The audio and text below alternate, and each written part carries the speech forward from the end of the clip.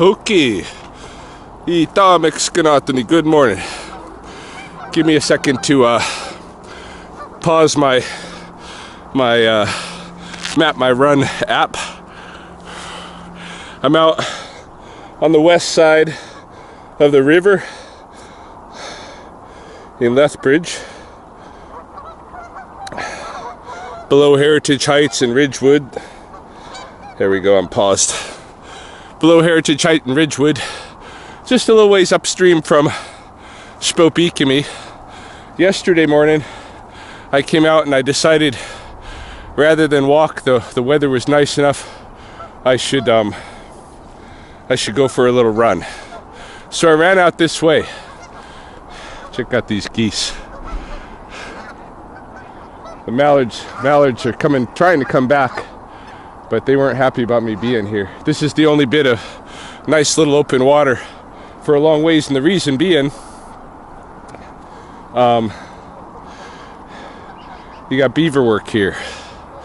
So I don't think I've said the date yet. This morning is the 5th of December 2019, and we are in the lunar cycle that's when the rivers freeze over, and for a good extent of Lethbridge the rivers have frozen over now. Here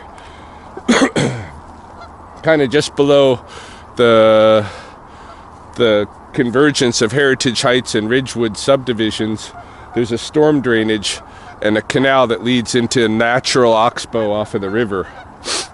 And for as long as I've known, there's been beavers that occupied this area. They were making use of these backwaters, damming what they could from the storm drainage, to make pools and increase the oxbow back here. And they're up to it again this year. You can see there's a beaver lodge here with a nice bit of food cache. There's even some food cache out there too. As I was running yesterday, I was alerted by a couple of other runners while I was approaching this area that there was a lot of beaver activity in the last couple of days. I should check it out. They were going to call the city perhaps. So I came to look. I thought, is this storm drainage outflow getting blocked? So I've had a look. We saw right there, this is the oxbow. So this is basically the river. It's just an oxbow of the river. And then the beaver lodge is right here at the opening of the canal.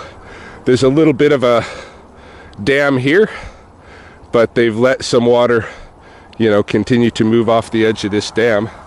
The dam is quite a ways downstream from the storm drainage, and I'm going to show you that.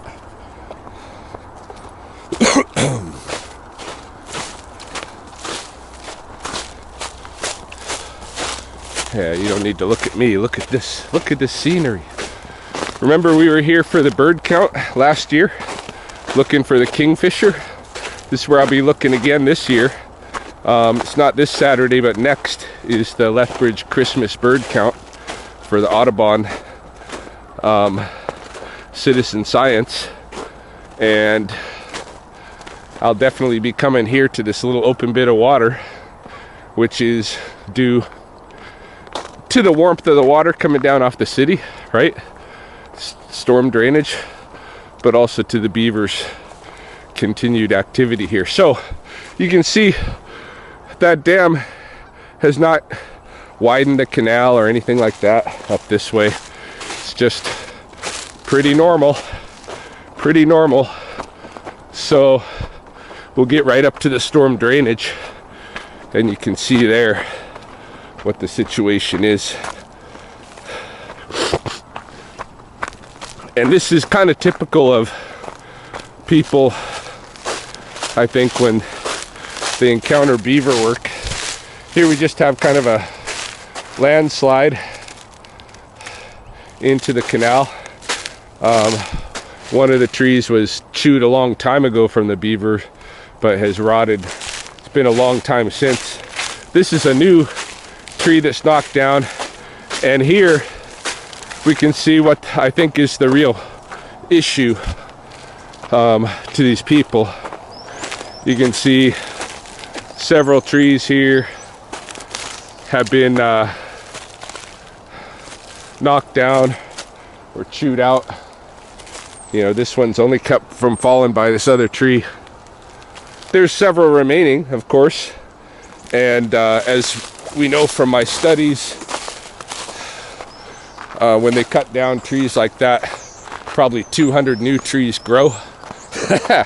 And at least some of those are from the same root stock, which is why this clump of trees is clump like this to begin with. I mean, this is a good point. Why do you think you have this clump of trees? The only reason that this clump of trees exists is because one time, who knows how long ago, decades ago, there was a big tree here that the beavers cut down. And so the tree sent up a bunch of roots right in the same spot. And a bunch of them became trees. So you end up with a thicker forest, and this is what people don't understand. There's the outflow, the storm drainage. We're gonna go right up and look at it so I can prove my point here. The beavers have taken out a few trees over here. There's one of these, the smaller kind of leaned one. They're chewing on the edge of that there on the other side. They've taken out quite a few of like this, hey? This is choke cherry. They're gathering choke cherry. That's for their winter food that they're gathering that. But just like the cottonwoods and even quicker, the choke cherries are going to regrow into even thicker brush as a result. Here is the outflow for the city. Look at these beautiful prints. Yeah, here's the outflow for the city. The city has a dam of rocks and stuff down here. The beaver have not interfered with this at all. All right? There's no interference with the city waterworks going on here. The only real qualm is that the beaver are cutting down some trees. And so it's an aesthetic qualm because it's not understood in the long-term sense that the beavers are building a riparian forest. This landscape doesn't exist without floods and beavers. Doesn't exist. These trees that people are upset the beavers are eating don't exist without the beavers doing their thing. So let them be. There's nothing wrong going on over here. If you want, come bring some wire. You can see here's one with some chicken wire. That one's been left alone, although they will pull this kind of wire down and eventually just eat it. But if you want to protect some of these older trees, if you feel like you're smarter than nature and the beavers, get some stiffer wire, come down here and wrap some of the trees that you want to preserve. But otherwise, the beavers are not doing any harm down here. They're just doing their beaver thing, which, as we know, they are a very important species to the existence of thousands of others. So over here, no problem. Although I know from what city parks have told me, they will respond to public opinion, right? This is the public city. And so if the only complainers they get are these guys saying the beavers are cutting down trees, we need to get rid of the beavers, that's what they're going to do. So I'm hoping to start a ripple, but not an issue with the city, right? I don't need anybody petitioning to the city. But we need to be ready to do that if I'm told that they're gonna trap the beavers, because that's not what's needed here. What's needed is just a protocol for living with them in coexistence. I'm returning over here to the point where I stopped my pause my run so I can get it back on track. I'm trying to beat yesterday's time, which shouldn't be too hard because I was slow.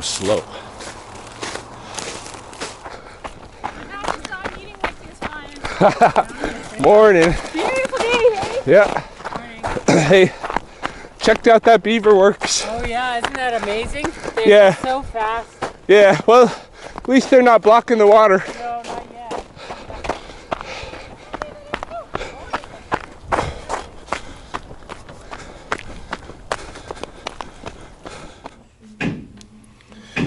Okay, my first meal of the day, aside from coffee, consists of salmon sashimi and some tamago slices and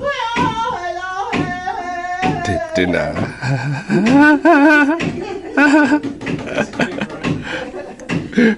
Go!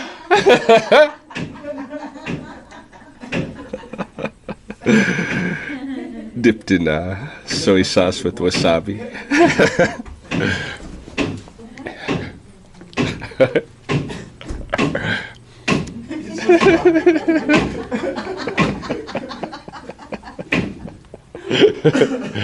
Wicked.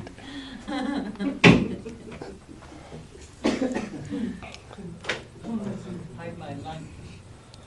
Ledger art. My lunch on my table. Hide your lunch. So I said, oh, She- there, hide my lunch. Living off of edibles. There, hide my lunch.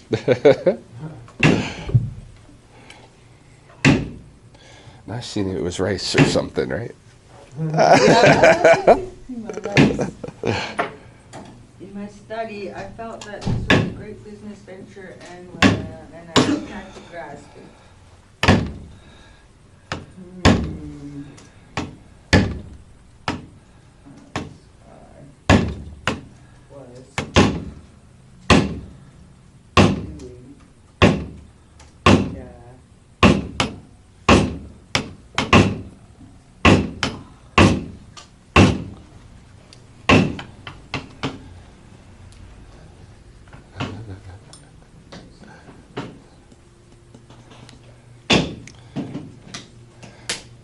Going back to my raw fish now.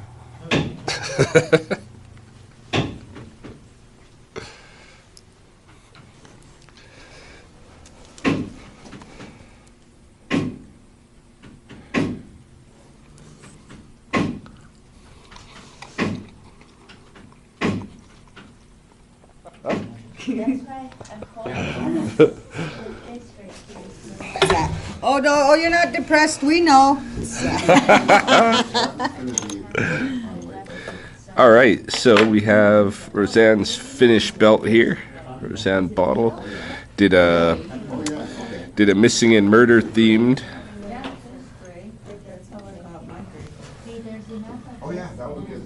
fully hand done belt, fully hand tooled and painted, her own beaded pendant on the back, nice buckle up front.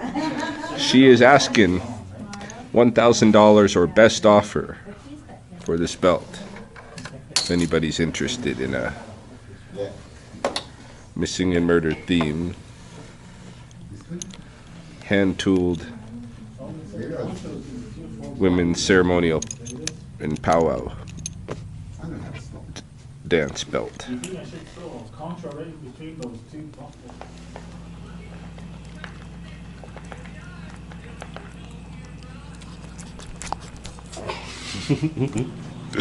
Make sure you can get the lens. Just at home now, making tacos. Just mix some ground meat in Poli's kibble before I sprinkled in the taco seasoning and stuff. So getting there. I just gotta wait for the water to kind of boil off. Let's go check out what the kids are doing. Chelsea's working, so I've got the kids this evening. We got Mr. Will. Yeah. What's new with Will? You're in a What's your news? My tooth got pulled out. We knew about that one. Did you get money for it? Yeah. That's pretty cool. Bonk. All right, let's go check on Cody and Reed. And Mr. Bird. Mr. Derek Bird. I hear you, mister. What are you doing? What are you doing down here, mister? My bird. You want some worm? There's the Cody.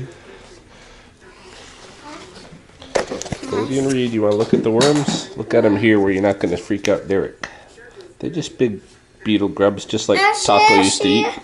Ew. Ashy. Ew. Ew. Derek likes to eat those. Oscar does too, but Oscar's hiding away as usual. All right. We need to get that light going better in here. Yeah. It's too dark. Too dark, huh, Mr. Derek? Yeah. What's Derek saying?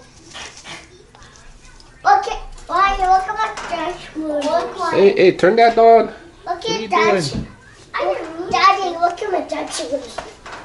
Is that your dinosaur move? Show it again. Uh-huh. All right, back off, because you're going to freak out my bird. Sit down, too. So dark, huh? Can you even see some worm in there? There you go.